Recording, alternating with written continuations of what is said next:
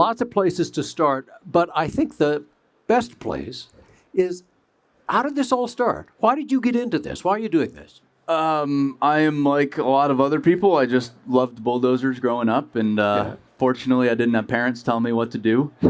So when it came time to find a job, I asked the local construction company to hire me, and they said sure, and started out as a laborer on a construction project. Yeah. Right around the corner from where I lived, and that was it. I found the place for me, and I've been running with it since. You loved it. Yes. And you absolutely. want other people to love it. Yeah, I don't think it's hard to love. It's cool what this world does, and I'm trying to get the word out about it. You turned this into a business called Build Witt. Sure. So tell me, how did you end up turning it into a business? That wasn't the intent. I always wanted to make a business in some category. I thought it was going to be a construction business. Yeah. But I started to learn about branding and marketing and personal brand, and learned that, hey, you're going to be more valuable if you have a personal brand. Right. So what's my personal brand? Well, I'm in the construction industry. I'm learning some stuff. I have some pictures on my phone. So started sharing them online, and there wasn't a lot of it at the time, maybe 7-8 years ago, which isn't that long ago, but there was very little out there. Right. And so it started to really grow. And so less than a year after I graduated, called my parents up and said, hey, I just quit my job, moving back in with you guys, and I'm going to try to make a business out of taking pictures of tractors. But that's not really the business you have now, right? So what happened? So the initial business was storytelling.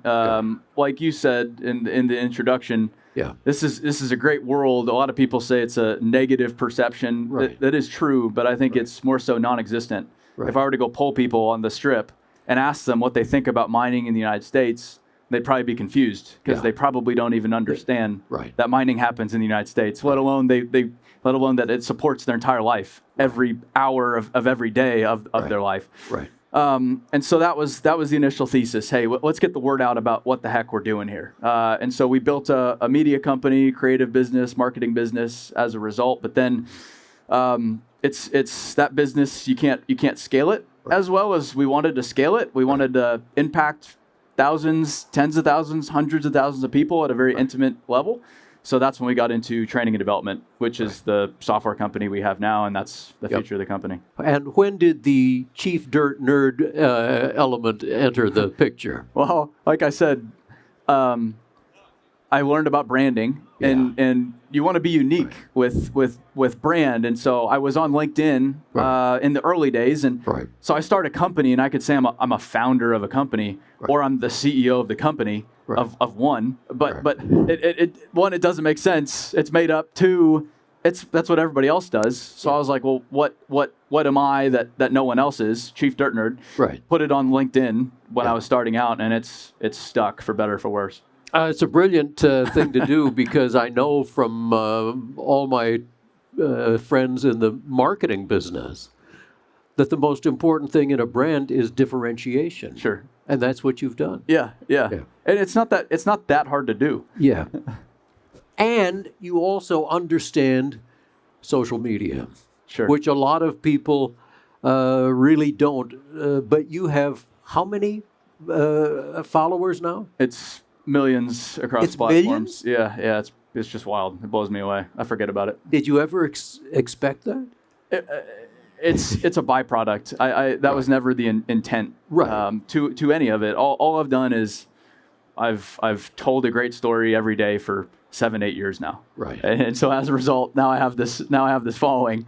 But that was never the desired outcome. The desired outcome was to get the word out about the world I love. You have probably changed the view of the industry with all those followers, right? You may not be able to measure it, but it's got to happen. It is real. Even the level of access I have now to get onto a mine site when I started was out of the question. Right. There was no way I was going to get onto a major mining operation, and now we're working with some of the biggest mining companies in the world. So even their acknowledgement of the value that this channel provides them is significant.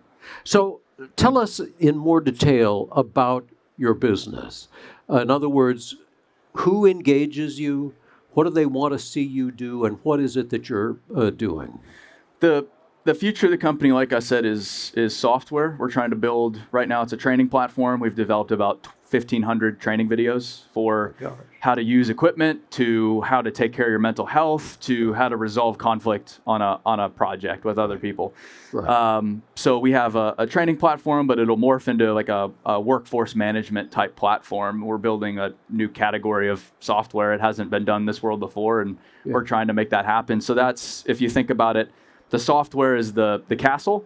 The moat around that castle is we have a leadership event called the Area Dirt World Summit. We'll have over 1,000 industry leaders there in November.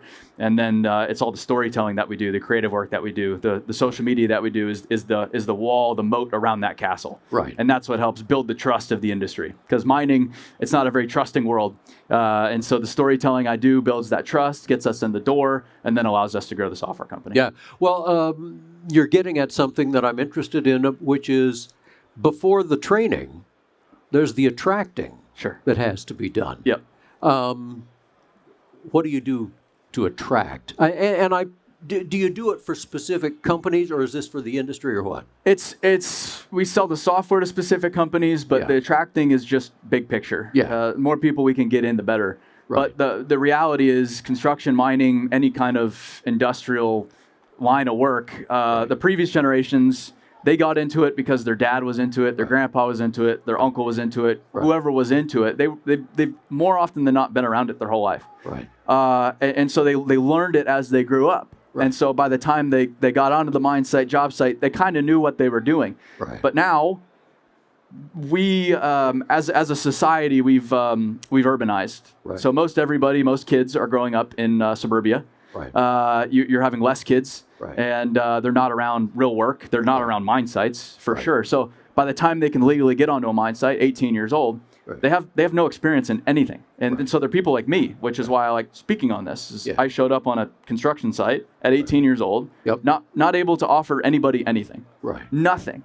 And so while the previous generation had some background, this generation doesn't. But it's not their fault. And even if it is their fault, it's the reality. So we have to work with it rather than against it. And so you have to, when you bring these people in, it's not enough to bring them in. You have to train them up. And you have to train them up on the most basic things first, which are completely missing. Well, and that's one thing I really wanted to ask you about. Because, okay, here are these people who know little or nothing about the industry. Yeah. And you're going to be training them when they bring no foreknowledge. What have you learned about them, those new people who come into the industry? They want to learn, but you can't assume they know anything. And so we're trying to start with the most basic stuff.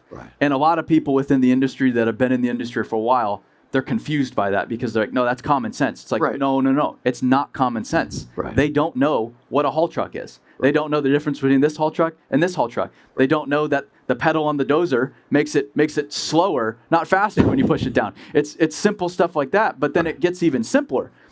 Most people don't even know how to effectively communicate, how to effectively resolve conflict, how to shake someone's hand, how to address somebody, how to present themselves. They've never been taught this in school. They've never been taught it by their parents. If they have previous employers, they probably didn't get it there. And so if you can, as an employer, and this is how I view it with our people, if you can not just make better workers, but better people, how can I take boys and make them men? If I can do that more, I'll be successful as a business. And that's what the industry has to do. We have to take kids and make them into adults. And they're literally adults, but they've missed out on a majority of the things they probably should have learned along the way. And we can complain about it, like I said, or we can say, this is the reality. Cool. We've done this to get here. That doesn't necessarily mean it's going to get us here. And that's not wrong. It's just different. Let's work with it. Yep. That's really interesting because I have to tell you that I hear from every employer across the economy the fundamental things you were just talking about, that the people are not comfortable in human, in-person, face-to-face interactions. The most basic things. And so you have to do that before anything else, I suppose. And so that's why a lot of our training is on leadership, is on communication, is on mental health, is on substance abuse, is on alcoholism, is on stuff like that. Financial literacy. You know, most people, they can't tell you how a mortgage works. Most people have mortgages. If you ask them, explain to me how that actually works. No way. Because when are they taught that? They're not taught that anywhere. But me as an employer, well, if I can get frustrated about them not knowing that, or I can say, no one else has taught that to them. It's my responsibility to teach them, and not just, again, make a better worker, but make a better individual. And a better individual will do better work, which then makes the company better. Right. So let's imagine that you have, that a company has brought in some new young people, and they're doing the training that you are helping them do.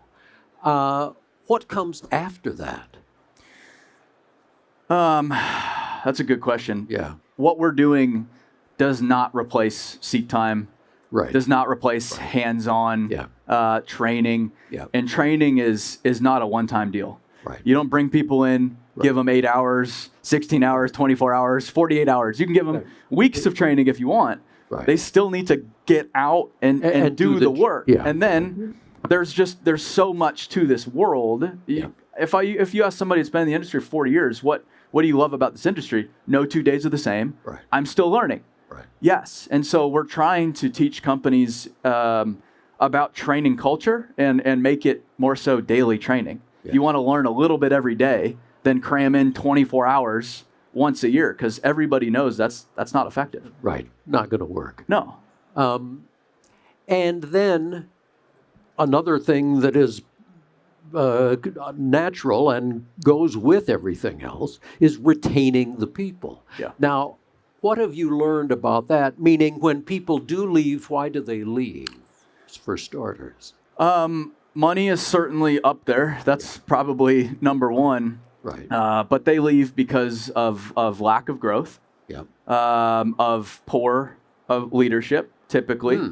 And then you can kind of go down the list from there. Most everything's not about money. So you've got to pay people. That you can't get around that. But mining does a pretty good job at that. But then everything else isn't, again, about money. It's typically about leadership. It's typically about growth opportunities. And it's not always, everybody doesn't want to be president of the company. And you can only have one president of the company. But a lot of people, that doesn't mean they don't want to grow. But you can be a haul truck driver, and you can grow as you go, as a better individual, as a communicator, as a leader, whatever it is. There's so many different ways. Or you can start on this machine 5 years, then you go to this machine for 5 years, then you go over here. It's not always up and down. You can go side to side as well. But people need to have constant challenge, constant growth, constant learning. And if companies aren't providing that to them, there's a lot of companies out there that are. And so that's why this generation has more opportunity from a work standpoint than ever. And so as I'm driving to the mine site, I'm passing all these other people that are hiring too. If the mine site doesn't get me what I want, I'm going somewhere else. This is interesting too, because you are describing, for one thing, something that we see across companies, across the economy, which is, in general, people join a company, they quit a boss, It's usually an individual that causes people to say, I'm leaving here. The other part is, not everybody wants to be the president, as you say. Not everybody wants to be the CEO. But they need something different, just as you say. And is that something that wasn't maybe done as well in the past as it should be? Well, what you touched on there is why we're so heavy on leadership. What's traditionally happened is you've got somebody in a truck or loading tool, whatever it is. They're really good at what they do. The supervisor retires. So you go to your best performer doing the task. You promote them to supervisor. But that's a different skill set. What they're doing has very little to do with supervising what they're doing, because that's a leadership position. That's a communication position.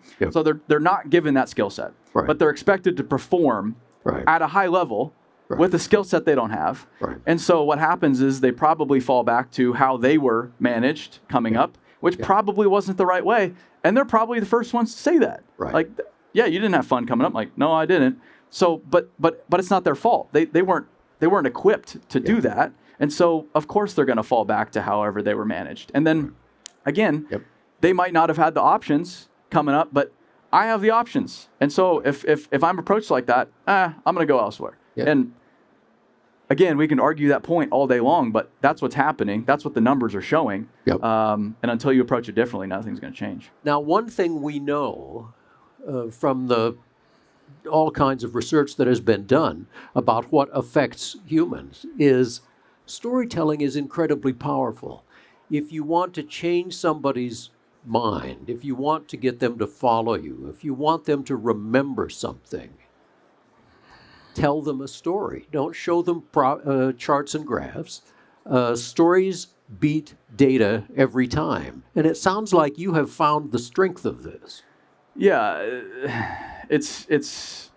I get a little frustrated with this because the mining industry, it's beat up everywhere. It's beat up in banking and media and politics, whatever it is, yet no one can live without it. A single day, food, water, shelter, doesn't exist without mining. Right. Doesn't happen. Right. No matter what the future looks like. If there's humanity on Earth, there's mining. Right. It doesn't work without it.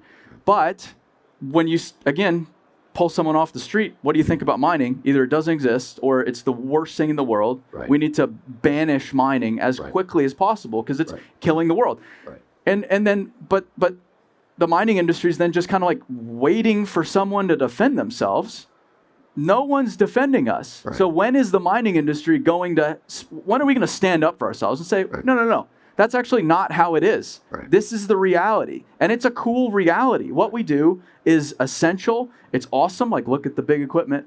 It's not hard to sell, but we have to tell that story. It's like, it's not a nice to have. It's not we should maybe get around to it. Yeah. This is essential to ensuring mining survives. Right. And if mining doesn't survive, again, humanity doesn't survive, and that sounds dramatic, but that's the reality. Right. So we've got to figure this out, and I think storytelling is a big part of it. Yeah. You've been in this now for how many years, do you think? I started in construction when I was 18. I'm 29 now, so I guess 11 years. Okay. Well, the reason I'm asking is, over this time of doing really the business that you're doing now, it hasn't been a whole lot of time, but what have you noticed in what's different? What has changed during that time? People, companies act on pain or pleasure, typically on pain. Yes. The pain's gotten worse. And so I think the industry's changing because they have to change. Right. They don't really want to. And some progressive companies do want to. They recognize, hey, if we go change, we're going to see a massive advantage. Right. We're going to be able to attract great people, and our business is going to be able to leapfrog some of these dinosaurs. Right. But as more people retire, there's going to be more and more pressure put on this world, and the industry is going to have to change. And I'll be there for it. A lot of other people will be as well. That's the opportunity I see, and that's any young person's opportunity right now. Yeah. And so it's a big problem for the mining industry, but half the workforce retiring is a big opportunity for anybody getting into it right now. Yep. So that's what I've seen change. I think the industry is going in a good direction, but it's because that pressure is only getting greater.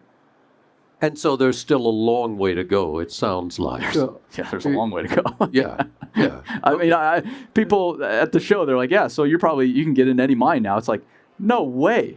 Most of these operations, I have to spend a year plus to try to even just get the access, let alone publish anything after the fact. Right. And so it's still a very, like, social media, 2024, you think would be very commonplace. You would think. Still wrapping our minds around it as an industry. And we've got to get on with the program because, again, the problem's only getting worse. Something that I imagine everybody here would appreciate is, what's your advice? These are a lot of people in either mining or large parts of the mining industry, and they're probably all, one way or another, experiencing exactly what you've described. It's hard to attract the people they want. Yeah.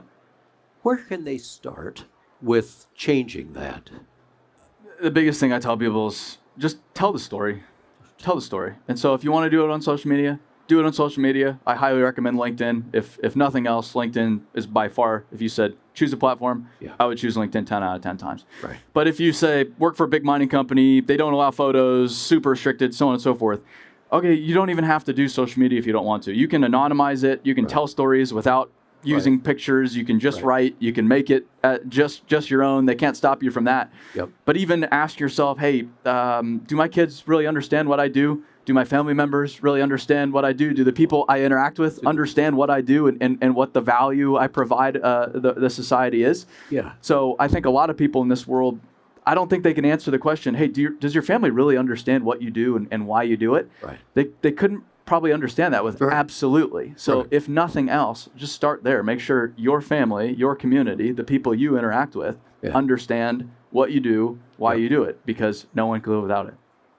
Sure sounds right to me, and it sounds like great advice. We got to wrap up. Aaron, this is really terrific. Sure. Thank you so much. Yep.